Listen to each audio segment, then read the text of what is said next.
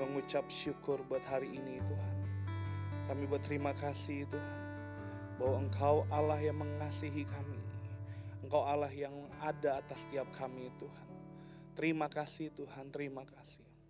Hari ini nyatakan diri-Mu yang adalah firman. Berbicaralah atas setiap kami Tuhan. Biar ketika Engkau menjemput kami kedua kali di awan-awan yang permai, kami didapati sempurna karena firman-Mu. Kami didapati cantik akan firman-Mu Tuhan. Karena kami tahu satu hal, untuk kami melakukan kehendak Tuhan, kami butuh firman Tuhan. Berbicaralah atas setiap kami, berkati kami Tuhan, dan kami minta ada Roh Kudus yang selalu aktif menjamah setiap kami sepanjang ibadah ini Tuhan. Terima kasih, kami serahkan semua ke dalam tangan-Mu. Di dalam nama Yesus kami berdoa dan mengucap syukur. Kita semua yang percaya sama-sama katakan amin. Beri tepuk tangan dulu bagi Tuhan. Oke. Sebelum duduk boleh aku minta teman-teman yang di belakang, ada bangku yang kosong di depan, maju 1-2 langkah, boleh? Oke. Ya biar yang di belakang nanti untuk ada yang terlambat gak apa-apa, jadi tidak mengganggu teman-teman untuk mendengar firman Tuhan. Oke, thank you yang udah maju, terima kasih, Tuhan berkati. Oke, silakan duduk. Shalom. Oke, terima kasih untuk Kak Kevas untuk udah memberi kesempatan bagi saya untuk berbicara di tempat ini. Terima kasih untuk setiap pengurus yang ada, kasih kesempatan saya untuk ada melayani di tempat ini. Sebelumnya saya mau kenalkan, nama saya adalah Revelino Gilbert, atau dipanggil dengan sebutan Kak Ino biasanya kalau di youth lah ya. Saya melayani di satu youth, yaitu adalah namanya Home for Generation, yang dimana kita satu prinsip bahwa generasi ini perlu rumah, generasi ini perlu tempat, dimana tidak ada generasi yang ditolak apapun yang mereka pernah lakukan. Bukan berarti ketika kita terima mereka apa adanya, kita membiarkan mereka apa adanya. Ketika ada di Home for Generation, tentu kita bentuk mereka menjadi orang-orang yang berkenan kepada Tuhan. Lalu yang kedua, saya melayani di satu pelayanan, yaitu adalah pelayanan kebangsaan, yang dimana kita sedang bergerak untuk toleransi di negara ini, yang dimana mayoritas dan minoritas bisa bersama-sama untuk membangun negeri ini. Dan puji Tuhan, pagi ini saya baru pulang dari Surabaya dan tadi sempat istirahat sebentar. Tujuannya cuma satu, saya ke Surabaya untuk memastikan bahwa ada generasi-generasi yang di sana untuk cinta akan bangsanya. Lalu puji Tuhan, yang terakhir saya dikasih kesempatan sama Tuhan tahun kemarin untuk menjadi seorang PDP. Oke, cukup sampai sini. Nah, hari ini kita akan berbicara tentang satu tema, yaitu adalah Jesus and love our enemy. Perlu kita ketahui bahwa ternyata kehidupan kekristenan identik dengan yang namanya kasih. Katakan amin. Setuju gak dengan saya? Bahwa setiap kita ada di tempat ini karena Tuhan mengasihi saudara dan saya. Banyak orang mau ibadah, banyak orang yang mau datang kepada Tuhan, tetapi mohon maaf, dia belum punya kesempatan. Kalau saudara dan saya ada di tempat ini adalah bukti salah satu Tuhan mengasihi saudara dan saya. Karena kenapa? Kita dikasih kesempatan untuk berjumpa dengan Tuhan. Saya yakin banget bahwa ternyata kehidupan kekristenan identik dengan yang namanya kasih.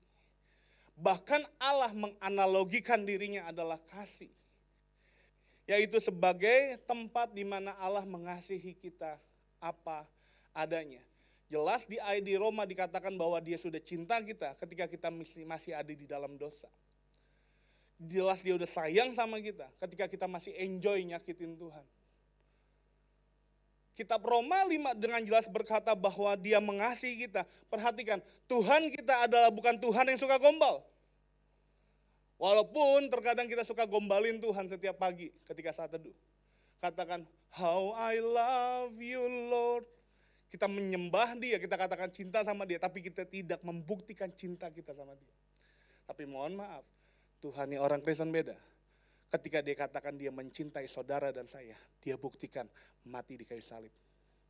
Makanya saya berani katakan, Tuhan ini orang Kristen tidak sama dengan Tuhan yang lain.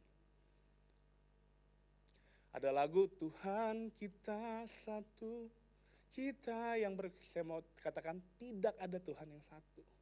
Dia percaya dengan Tuhan yang lain, Tuhan kita jelas Yesus Kristus yang mau mati di kayu salib untuk saudara dan saya. Bukan karena kita kasih persembahan lebih banyak, bukan karena kita melayani di mimbar, bukan karena kita melayani setiap minggunya. Tapi kenapa? Karena dia cinta saudara dan saya. Beri tepuk tangan bagi Tuhan. Beri tepuk tangannya masih falas, lebih kencang lagi. Nah, kalau kita berbicara tentang kasih, tema hari ini, Jesus and love for our enemy. Apa yang kita pikirkan tentang musuh kita? What do you think about the enemy? Di slide berikutnya boleh kita lihat. Apa yang kita pikirkan tentang musuh kita? Setuju gak dengan saya? Bahwa ketika kita bicara tentang musuh, pasti akan muncul kebencian dalam kehidupan kita. Kalau berbicara tentang musuh, pasti muncul yang namanya kekecewaan dalam kehidupan kita. Kalau berbicara tentang musuh, pasti muncul yang namanya dendam atas apa yang dia lakukan. Tapi permasalahannya adalah bahwa saudara dan saya, Tuhan minta untuk mengasihi musuh kita. Nah, di dalam Matius 5, boleh next slide-nya Kak? Nah, ada satu quote yang luar biasa dikatakan kayak gini. Kalau fokus kita membenci seseorang, maka kita kehilangan kesempatan untuk mengasihi dia. Saudara yang dikasih oleh Tuhan Yesus, mohon maaf, kalau dibilang katakan kita adalah orang yang penuh dengan kasih, orang Kristen identik dengan kasih. Tapi kalau fokus kita sama orang adalah kebencian, kita kehilangan kesempatan untuk mencintai mereka. Kita kehilangan kesempatan untuk mengasihi mereka. Mohon maaf, kalau kita lihat di TV-TV, di media-media sosial waktu itu, orang Muslim ngebom gereja, orang Muslim bunuh orang Kristen. Bahkan mereka berkata, darahnya orang kafir, saudara dan saya halal. Kalau saya hanya fokus kepada kebencian saya, tapi saya tidak melihat sebuah sisi yang baik dari mereka, saya tidak akan pernah bisa mengasihi mereka. Saya nggak pernah lupa, di pelayanan kebangsaan, saya punya teman banyak ustadz. Saya punya teman banyak orang-orang yang lulus dari Universitas Islam. Saya punya teman yang dimana mereka pegang agamanya kuat. Tapi satu hal yang saya lihat, mereka bukanlah orang-orang yang membenci orang Kristen. Saya bisa tahu itu dari mana? Karena saya coba untuk mengasihi mereka. Terkadang ketika kita fokus hanya membenci orang lain, kita nggak punya kesempatan untuk melihat sisi baiknya dia. Kalau kita fokus kepada membenci orang lain, kita nggak akan pernah untuk yang namanya mengasihi mereka. Jujur dengan saya, setiap orang tidak ada diciptakan oleh Tuhan menjadi orang jahat. Saya ulangi, sebelum nangkap nih. Ketika Tuhan berfirman, hendaklah kita menciptakan manusia menurut gambaran kita. Setuju gak dengan saya? Kita diciptakan oleh Tuhan menurut gambaran Tuhan. Dan saya mau pastikan, ketika Tuhan Yesus ciptakan kita, firman berikutnya, dia lihat manusia, dikatakan apa? Sungguh amat baik. Setuju gak dengan saya? Dia tidak pernah menciptakan manusia yang jahat. Ketika manusia jadi jahat, itu karena keputusannya yang salah. Oleh sebab itu saya tahu satu hal. Kalau kita mencoba mencintai musuh kita, kita akan melihat sisi baik daripada musuh kita. Yang mengerti katakan amin. Siapa yang nonton Dragon Ball di sini? Yang nonton Dragon Ball angkat tangan? Oh, hanya 2 orang yang nonton Dragon Ball. Yang lainnya pada nonton ini ya, Big Mouth-nya. Koreaan banget gitu loh. Saudara, ketika saya nonton Dragon Ball, kalau Kokoh tahu, ternyata Goku itu jagoannya, punya musuh tuh banyak. Tapi endingnya semua jadi temennya. Iya kan? Cell jadi temennya, Frieza jadi temennya, Vegeta jadi temennya. Karena kenapa? Karena Goku mencoba berteman dengan mereka. Saudara yang dikasihi oleh Tuhan Yesus, kalau kita membatasi diri kita untuk mengasihi musuh kita, percayalah satu hal, untuk selama-lamanya mereka jadi musuh kita. Dalam Matius 5 ayat ke-43 sampai dengan 47. Yuk kita buka. Dikatakan gini, kamu telah mendengar firman, kasihilah sesamamu manusia dan bencilah musuhmu. Saudara, kalau tadi saya berkata bahwa katanya orang Kristen identik dengan yang namanya mengasihi. Tapi kok ada firman yang menyuruh kita membenci musuh kita? Gimana korelasinya enggak? Apakah membenci itu hanya untuk perjanjian lama atau kita harus menghargai firman ini? Saudara yang dikasihi oleh Tuhan Yesus, ternyata ketika saya saya pelajari, ternyata kata firman di sini bukan berbicara tentang firman Tuhan, enggak. Kalau kita belajar teologi, kata firman itu menggunakan kata logos. Tetapi logos juga digunakan untuk menunjukkan pada sebuah kata-kata. Nah, kalau kita lihat ternyata di dalam tafsiran lain, di dalam Alkitab perjanjian lain, di dalam Alkitab versi yang lain, Matius 5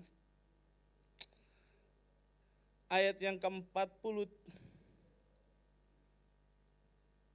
ayat yang ke-43 dikatakan bahwa kalian telah mendengar orang berkata-kata. Mohon maaf, katanya tidak menggunakan kata firman, tapi digunakan kata berkata-kata. Dalam Alkitab perjanjian baru menggunakan versi firman Allah yang hidup, tidak ditafsirkan sebagai firman, tetapi dikatakan gini, kalian telah mendengar orang berkata.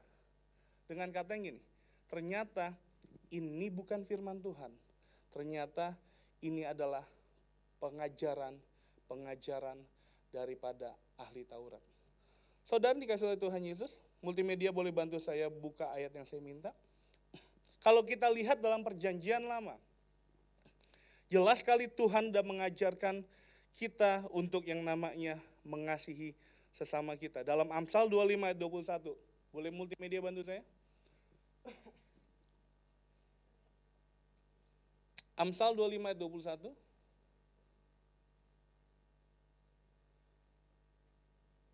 Oke, kita mau baca sama-sama, kita buka Alkitab kita aja yuk. Yang bawa Alkitab boleh dibuka, Amsal 25.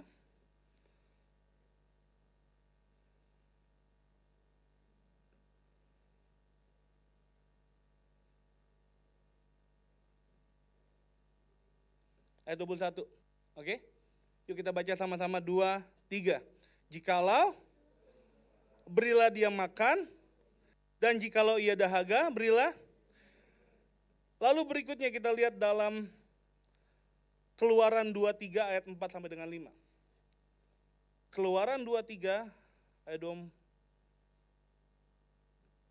ayat 4 sampai dengan 5. Oke, kita baca sama-sama. 2, 3. Apabila kau melihat lembu musuhmu atau keledai yang sesat, maka apa? Segeralah engkau kembalikan binatang itu. Yang kelima, apabila engkau melihat rebah keledai musuhmu karena berat bebannya, maka apa? Janganlah engkau enggan menolongnya, haruslah engkau rela menolong dia dengan membongkar muatan keledainya. Setuju gak dengan saya? Ternyata Alkitab Perjanjian Lama dan Alkitab Perjanjian Baru mengajarkan tentang kasih. Yang nangkap sampai sini katakan amin. Berarti orang Kristen memiliki identik dalam kehidupannya. Ya, sesuatu identitas dalam kehidupannya, yaitu adalah kasih. Lalu Kak, kita boleh lihat apa sih ajaran ahli Taurat sehingga firman yang dalam Matius 5 ayat 23 keluar. Kita buka Ulangan 7 ayat 2. Ulangan 7 ayat yang kedua.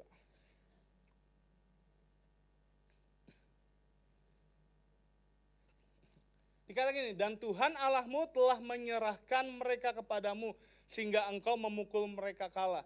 Maka haruslah kamu menumpas mereka sama sekali. Janganlah engkau mengadakan perjanjian dengan mereka dan janganlah engkau mengasihani mereka. Mungkin ayatnya dari sini. Kenapa? Karena ini dengan jelas bahwa kita harus membantai musuh kita. Tetapi konteksnya ternyata salah. Makanya dari itu saya berharap teman-teman tidak hanya sekedar baca Alkitab, kita harus belajar yang namanya teologi ya, belajar namanya menafsirkan ayat. Kenapa? Karena ketika kita tahu konteks aslinya, kita akan ngerti apa yang dimaksud dengan Tuhan. Nah, maksud daripada ayat ini adalah berbicara tentang perang suci. Kalau kita belajar teologi ya, kita akan menemukan yang namanya perang zaman Perjanjian Lama. Itu bukan sekedar perang antara negara, tapi juga perang antara Allah. Jadi kalau orang Israel sedang berperang kepada bangsa lain, kalau bangsa lain itu kalah, berarti bangsa tersebut Allahnya juga kalah. Mereka menyembah berhala, mereka menyembah Baal, ketika dikalahkan sama orang lain, dikalahkan orang Israel, berarti membuktikan bahwa Allahnya orang Israel menang lawan Allahnya mereka. Menyatakan apa? Kemuliaan Tuhan. Makanya saya katakan, ayat ini konteksnya adalah perang suci. Begitu juga ketika orang Israel melakukan dosa di hadapan Tuhan, Tuhan menggunakan bangsa lain untuk menghabisi orang Israel. Tujuannya cuma satu, untuk menunjukkan bahwa Allah adalah satu-satunya Tuhan yang benar dalam kehidupan kita. Jadi kalau hari ini kita sedang menghadapi masalah, Tuhan sedang menyatakan dirinya bahwa Dia adalah satu-satunya Allah di dalam kehidupan kita. Yang mengerti sampai sini, beri tepuk tangan bagi Tuhan. Saya akan coba pelan-pelan karena ini cukup menarik pembahasannya. Jadi kita lanjutkan. Kamu telah mendengar firman, kasihilah sesamamu manusia dan bencilah musuhmu. Ayat 4 dikatakan gini, tetapi aku berkata kepadamu, kasihilah musuhmu dan berdoalah bagi mereka yang menganiaya kamu. Ayat ke-5. 45. Karena dengan demikian kamu menjadi anak-anak Bapamu yang di sorga, yang menerbitkan matahari bagi orang yang jahat dan yang baik, dan yang menurunkan hujan bagi orang benar dan orang yang tidak benar. 46. Apabila kamu mengasihi orang yang mengasihi kamu, apakah upahmu? Bukankah pemungut cukai juga berbuat demikian? Dan apabila kamu hanya memberi salam kepada saudara-saudaramu saja, apakah lebihnya daripada perbuatan orang lain? Bukankah orang yang tidak mengenal Allah pun berbuat demikian? Dengan kata lain satu hal di sini teman-teman, bahwa ternyata ketika kita menjadi orang Kristen, kita dituntut sama Tuhan untuk menyebarkan kasih di dalam kehidupan kita. Bukan hanya kepada teman kita, bukan hanya kepada bestie kita, tetapi kita juga harus belajar untuk mengasihi orang yang nyakitin kita.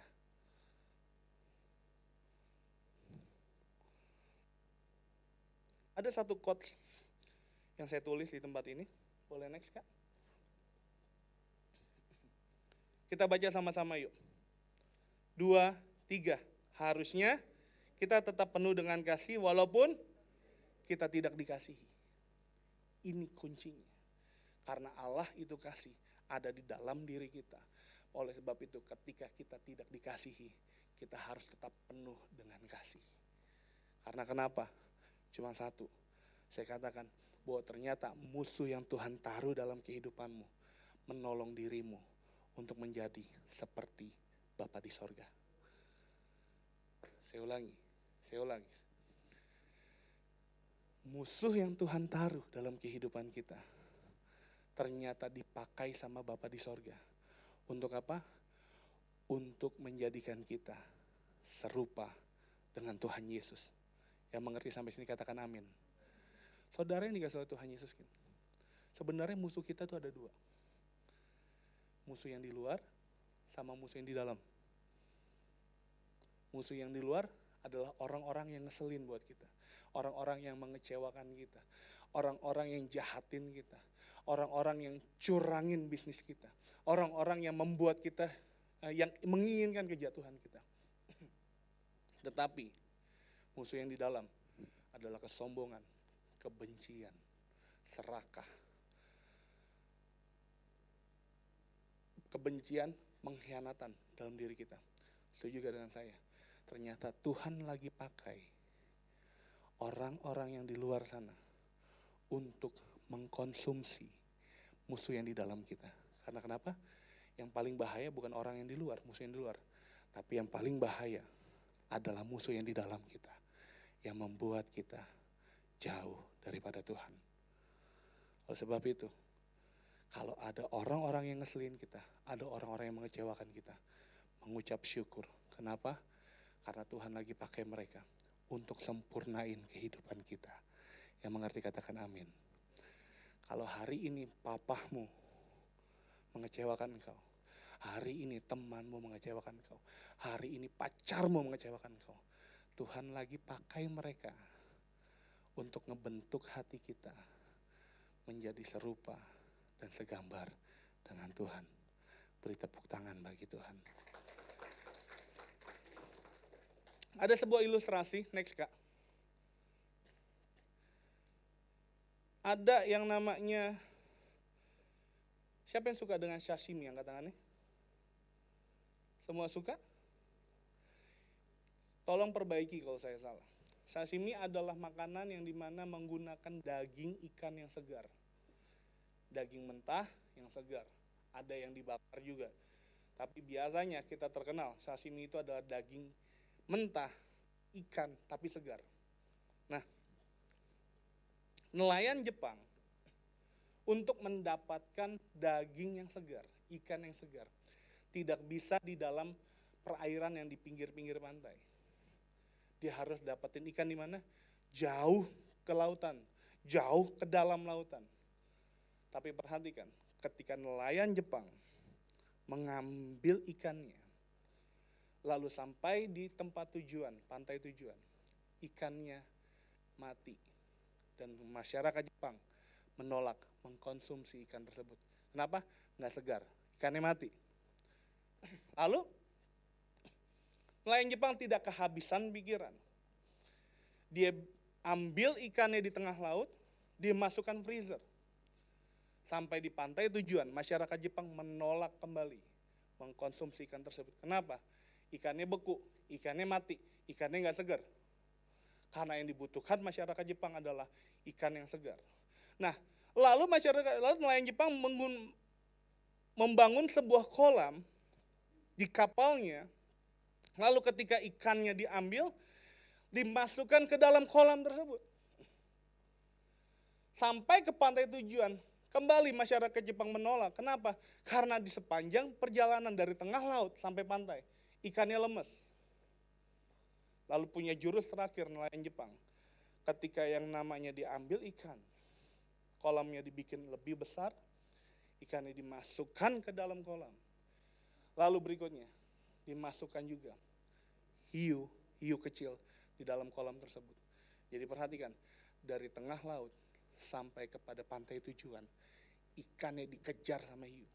Tapi sampai pantai tujuan, ikannya segar. Setuju juga dengan saya. Musuh yang Tuhan tempatkan dalam kehidupan kita, tujuannya buat apa? Supaya iman kita tetap segar ketika Tuhan Yesus jemput kita. Yang nangkap sampai sini katakan amin. Gus Dur pernah berkata, kalau mau buat mati orang Kristen gampang. Jangan ganggu dia, bikin orang Kristen aman, nyaman. Perhatikan, kalau Tuhan hari ini tidak membuat kita nyaman karena orang-orang sekitar. Karena Tuhan mau ketika Dia menjemput kita, iman kita tetap segar di hadapan Tuhan. Beri tepuk tangan bagi Tuhan. Saya mau kasih satu hal. Kak, kalau di youth ada musuh saya, Kak, saya mau keluar dari... No. Ketika engkau keluar dari youth, engkau masuk ke komunitas yang baru, pasti ada musuh yang baru. Karena musuhnya gak bisa ditengking dengan menara doa. Musuhnya gak bisa ditengking di doa pengerja. Enggak. Musuhnya gak bisa ditengking di saat teduh kita. Karena kenapa? Karena sengaja Tuhan taruh hiu-hiu kecil dalam kehidupan kita. Tujuannya apa? Supaya kita terus bergerak, terus berharap kepada Tuhan, terus bergantung kepada Tuhan. Sehingga ketika Tuhan Yesus datang kedua kalinya, iman kita tetap segar di hadapan Tuhan. Iman kita tetap berkenan kepada Tuhan. Setuju dengan saya? Ketika kita punya masalah, kita paling gampang datang sama Tuhan. Soal sebab itu, jangan heran kalau kehidupan kita penuh masalah. Kenapa? Karena Tuhan mau every day, 24 jam kali 7, kita terus bergantung kepada Tuhan. Katakan amin. Dosen saya pernah berkata, ketika saya sekolah di sebelah, di Seminari Bethel, ada dosen, salah satu dosen favorit saya yaitu adalah Bu Mur. Dia pernah berkata kayak gini,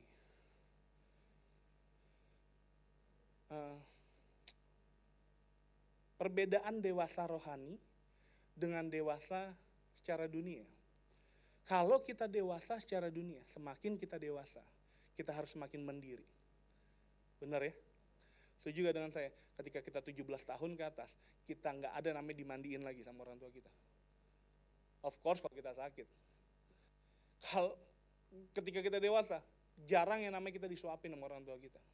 Karena kenapa?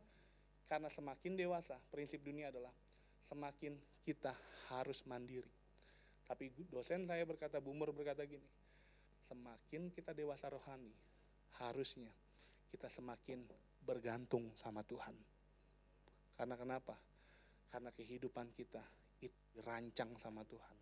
Oleh sebab itu, kalau hari ini kita masih ketemu orang yang mengecewakan kita, hari ini kita masih ketemu orang yang nyakitin kita, tujuannya cuma satu, supaya setiap hari kita bergantung kepada Tuhan. Saudara yang dikasih Tuhan Yesus, 2 Korintus 12 ayat yang ke-7.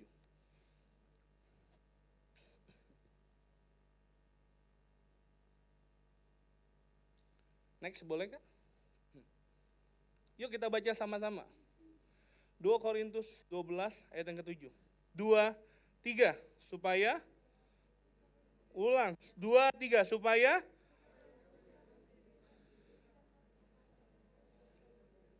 maka, yaitu,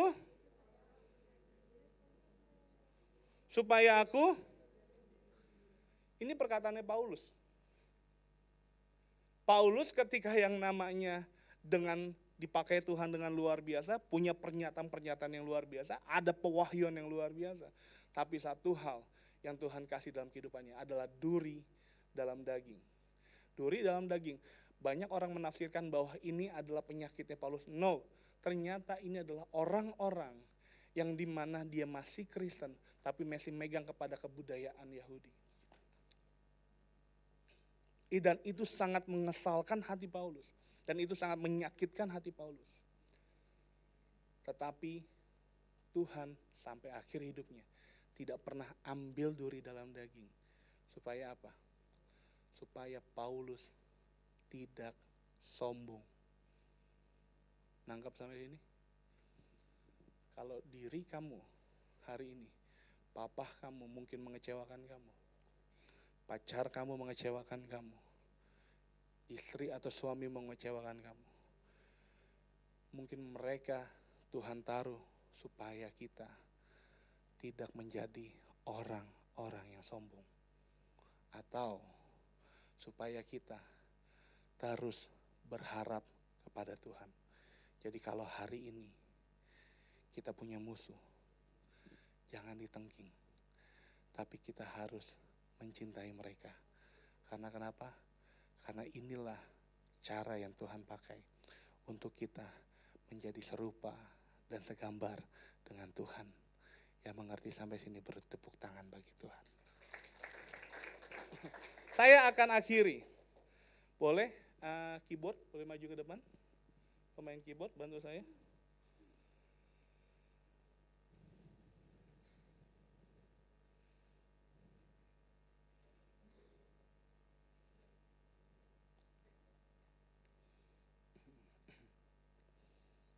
Matius 5 ayat yang ke-48. Jadi setelah Yesus berkata-kata bahwa engkau harus mengasihi musuhmu, engkau harus mengasihi, berdoa bagi dia, lalu diakhiri oleh ayat ini. Kita buka yang versi Indonesia dulu, Kak.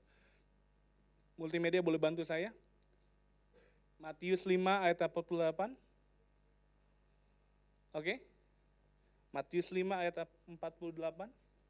Atau kita buka sama-sama dulu yuk. Matius 5 ayat 48.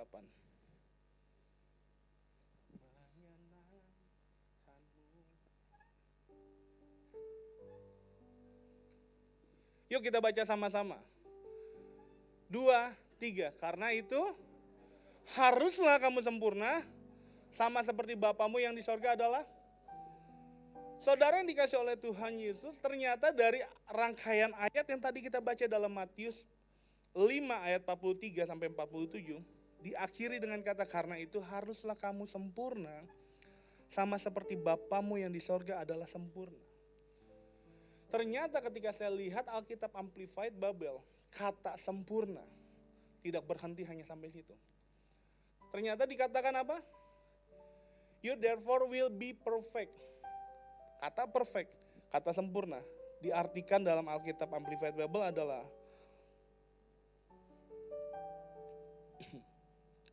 growing into spirituality, maturity both in mind and character, actively integrating godly value into your daily life, as your heavenly Father is perfect. Dengan kata yang gini, kata sempurna adalah di mana setiap hari kita bertumbuh melalui karakter kita, pemikiran kita, nilai-nilai kerohanian kita. Dan itu hanya kita dapat ketika apa? Ayat 43 sampai dengan 47. Ketika kita berani mengasihi musuh kita. Cakep ya? Ketika kita setiap hari berjuang mengasihi musuh kita, ternyata setiap hari itu juga Tuhan lagi buat kita bertumbuh, karakter kita bertumbuh, pemikiran kita bertumbuh, nilai-nilai ilahi dalam hidup kita lagi Tuhan tumbuhkan, sehingga satu titik kita menjadi sempurna seperti Bapa kita sempurna. Beri tepuk tangan bagi Tuhan. Saudara yang dikasih oleh Tuhan itu gampang gak? Gak gampang. Makanya temanya Jesus and love for our enemy. Yang pertama yang kita lakukan adalah kita harus cinta Tuhannya dulu. Kita harus berjuang cinta Tuhannya dulu. Baru kita bisa cinta musuh kita. Kalau kita gak bisa cinta Tuhan kita, susah untuk kita mencintai musuh kita. Kenapa? Setuju gak dengan saya? Kalau kita udah mencintai Tuhan kita, untuk ngelakuin apapun yang Dia perintahkan dalam kehidupan kita, adalah sebuah kemudahan. Katakan amin. Amin. Karena kenapa? Pasti kita mau berjuang untuk orang yang kita cintai. Jujur, ketika saya ke Dufan, saya paling takut naik yang namanya kicir-kicir atau apa gitu namanya. Jadi permainannya itu gini. Bentuknya gini, terus tiba-tiba nanti dia diangkat, dia bisa muter kayak gini. Dan jujur, saya paling anti naik gituan. Tapi karena waktu itu, yang ngajak pacar saya, Beb, ayo naik itu Beb. Gue gak mau pertama kali. Tapi karena yang ngajak orang yang gue sayang, gue mau ngelakuin. Walaupun pada akhirnya gue bilang, bang berhenti bang, stop bang, gue udah gak kuat. Setuju gak dengan saya? Dalam kehidupan kerohanian, kalau kita udah cinta sama Tuhan, untuk ngelakuin apapun yang susah, sekalipun mencintai musuh kita, itu adalah hal yang mudah. Karena kita udah cinta sama Dia. Yang mengerti sampai ini katakan amin. Saya akan tutup dengan satu kesaksian. Beberapa minggu lalu, saya gak pernah lupa. Saya lagi suka yang namanya turunin berat badan. Pakai fitness. Ketika saya fitness, saya ajak saudara saya untuk fitness. Sepupu saya untuk fitness. Ayo fitness. Daftar fitness. Dan ketika daftar, akhirnya kita nge-gym bareng. Dia sama suaminya dan saya temenin mereka. Lalu saya berpikir gini, kalau nge-gym hanya sekedar angkat beban, untuk turunin berat badan itu sangat susah. Saya bilang, karena di tempat gym saya ada kelas-kelas yang ada, saya bilang, ikut Zumba aja. Saya bilang gitu, ikut aerobik, ikut combat. Lalu dia bilang gini, karena kelasnya seringnya malam, dia bilang gini, Kak gak bisa, karena suaminya sedang ngajar kalau malam. Aku bilang kayak gini sama dia, it's okay aku temenin, karena aku berpikir dia adik saya. It's okay aku temenin gitu. Nanti kamu nge-gym kelas di atas, saya angkat beban. Saya berulang kali ngajak dia, dan akhirnya nggak mau. Ya udah saya nggak paksa. Satu titik saya nggak tahu kenapa, tiba-tiba dia kesel sama saya. Nggak tahu kejadian apa, dia tiba-tiba benci sama saya. Dan saya kaget adalah gini, ketika dia angkat, dia tulis di media sosial, seorang PDP, jelas banget dia ngomong PDP, ngajakin istri orang nge-gym, malam-malam. Come on man, lu tuh adik gue pikirin gitu. Dan gue gak punya niat buruk apapun. Gue pengen nge-gym, gue pengen lo ikut kelas, habis itu udah gue pulang gue anterin. It's okay, gak ada masalah apa. Lo kan anaknya adiknya bokap gue, gak mungkin gue berniat jahat. Dan mohon maaf, hampir semua gereja tahu akan hal itu. Dan ketika saya mau bales, Tuhan tuh cuma ngomong dalam hati saya, diem, nyembah. Diam, nyembah. Saudara, kalau saya gak lagi berjuang cinta sama Tuhan, rasanya saya pengen balas, saya tulis balik di Twitter, saya tulis balik di Instagram. Bahkan saya bisa, mohon maaf kakak-kakak saya, kakak kandung saya, itu semua udah marah sama sepupu saya ini. Tapi mereka masih tahan. Dia bilang, it's okay, no problem, gak usah dibalas. Karena Tuhan gak suruh balas. Tuhan cuma bilang, diam, nyembah. Setuju gak dengan saya? Kalau saya tidak sedang berjuang mencintai Tuhan, saya gak akan nurut. Ini loh the power of love. Kita bisa nurut komandernya Tuhan ketika kita mencintai Tuhan. Makanya saya bilang, mencintai Tuhan bukan sekedar pembicaraan, tapi perjuangan. Pada akhirnya, satu ketika, subuh-subuh ketika saya sedang doa, suaminya telepon, "Nok, tolong bantuin gue. Karena papahnya daripada adik saya ini kecelakaan. Tolong bantuin saya." Dan pada itu, ketika saya harus ketemu dengan adik saya, tidak ada rasa benci apapun. Saya naik mobilnya, dia langsung berkata, "Kak, udah sarapan." Langsung baik dengan saya naudzubillah min dzalik. Karena kenapa? Karena saya berusaha mencintai orang yang mengecewakan saya. Dan itu hanya bisa didapati ketika saya lagi berjuang mencintai Tuhan saya. Saudara, mungkin hari ini saudaramu lagi kecewain kamu. Mungkin papamu sedang jadi musuh kamu. Mungkin teman gereja, teman pelayanan lagi jadi musuh kamu. Tapi kamu gak bisa yang namanya untuk mencintai dia, mengasihi dia. Mulai saat ini, Stop berjuang untuk mencintai dia. Mulai berjuang mencintai Tuhan. Ketika kita udah mulai mencintai Tuhan, otomatis kita bisa mencintai musuh kita. Makanya saya senang banget temanya. Diawali dengan kata Jesus. Karena tanpa Jesus, kita tidak akan pernah bisa mencintai musuh kita. Yang diberkati sampai sini, tepuk tangan bagi Tuhan. Kita bangkit berdiri sama-sama. Kita tutup mata kita. Kita mau nyanyikan satu lagu, menyenangkanmu. Terima kasih Tuhan. Terima kasih Tuhan. Terima kasih Tuhan.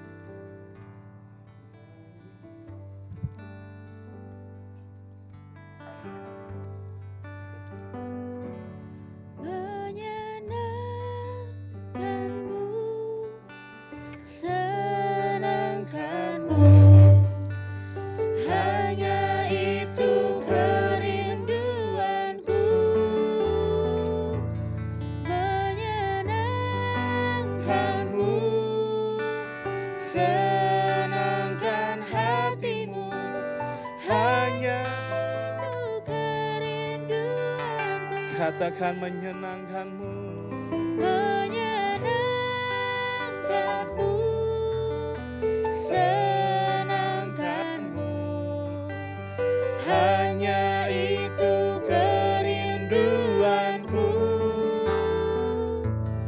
menyenangkanmu, senangkan hatimu, hanya itu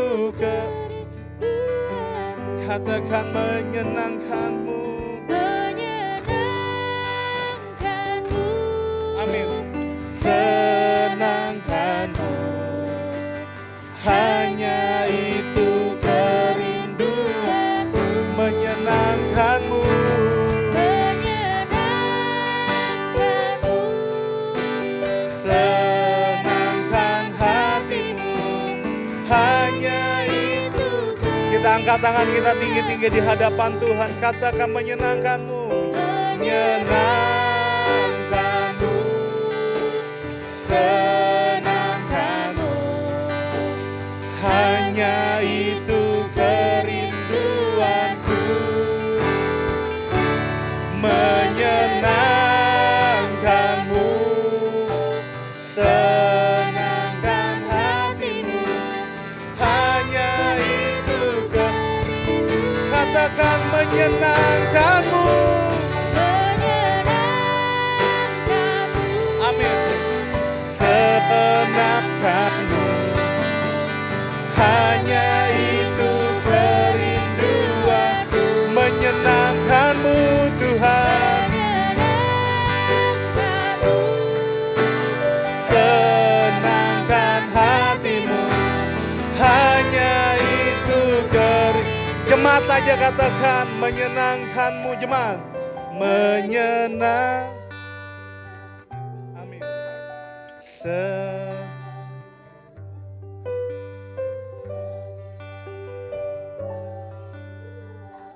amin Tuhan, menyenangkanmu, senangkan, sekali lagi katakan, menyenangkanmu, senangkanmu,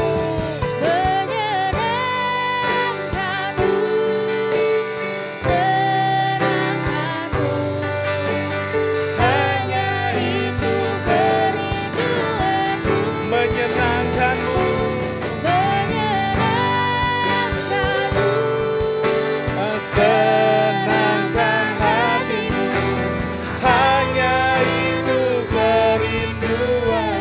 Kita tutup mata kita di hadapan Tuhan. Yang hari ini sedang bergumul dalam kehidupannya. Entah apa yang Tuhan sedang izinkan. Mungkin kalian berkata, Kak, papaku udah ngecewain aku, Kak. Kak, pacarku udah ngecewain aku, Kak. Kak, keluargaku udah mengecewakan aku, Kak. Aku dibuat patah, aku dibuat broken oleh mereka, Kak. Saya mau katakan satu hal di sini. Kalau kita sedang mengalami hal-hal yang demikian, Tuhan lagi sempurnain hidup kamu melalui mereka. Tuhan lagi bentuk kamu melalui mereka. Satu hal yang saya mau sampaikan di tempat ini, tetap jalan di dalam Tuhan. Dan stop, jangan pernah berhenti. Banyak orang kehilangan discerni daripada Tuhan, panggilan daripada Tuhan. Kenapa? Karena ketika ada masalah dia mulai berhenti. Dia mulai tinggalin Tuhan. Tapi saya mau kasih tahu hal gini, kalau lagi ada orang yang mengecewakan kamu, kalau lagi ada musuh-musuh yang sedang mengecewakan kamu, yang sedang nyakitin hati kamu, itu adalah hiu-hiu kecil yang Tuhan lagi kirim dalam kehidupanmu dengan tujuan ketika Tuhan Yesus datang kedua kalinya menjemput kita di awan-awan yang permai. Saudara dan saya ditemukan segar imannya. Dan hari ini sedang mengalami hal demikian. Yang berkata bahwa, Kak, aku butuh Tuhan. Aku butuh ditolong sama Tuhan. Yang berkata demikian, angkat tangannya di hadapan Tuhan. Yang ngomong bahwa, Kak, aku butuh ditolong, Kak. I need, aku butuh pertolongan Tuhan. Angkat tangan di hadapan Tuhan hari ini. Saya mau berdoa dari sini. Bapa di sorga, Engkau melihat anak-anak yang mengangkat tangan Tuhan. Mungkin mereka sedang bergumul dalam kehidupan mereka untuk mencintai, mengasihi musuh mereka. Mengasihi orang-orang yang mengecewakan mereka Tuhan. Aku berdoa hal ini. Holy Spirit tolong. Roh Kudus tolong mereka. Engkau yang menguatkan hati mereka Tuhan. Engkau yang membuat mereka terus berjalan. Sampai mereka ketemu ujungnya. Sampai mereka ngerti apa maksud Tuhan atas hal-hal yang mereka alami. Terima kasih Tuhan, terima kasih. Aku sudah selesai berbicara hari ini. Aku minta Roh Kudus terus berbicara atas kehidupan mereka.